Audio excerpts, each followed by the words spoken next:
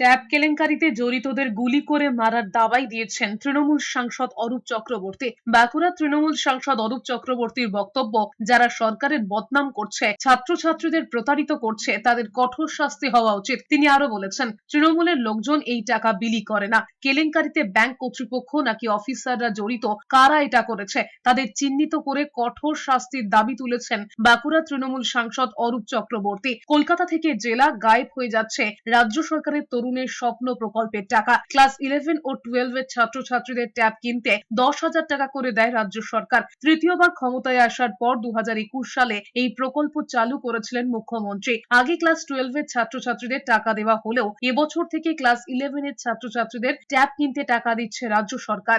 Bank authority is involved in this matter or the officers are involved. তাদের কঠোর শাস্তি হওয়া উচিত। আমাদের দেশে শুট করার প্রভিশন নাই, তাদের গুলি করা উচিত।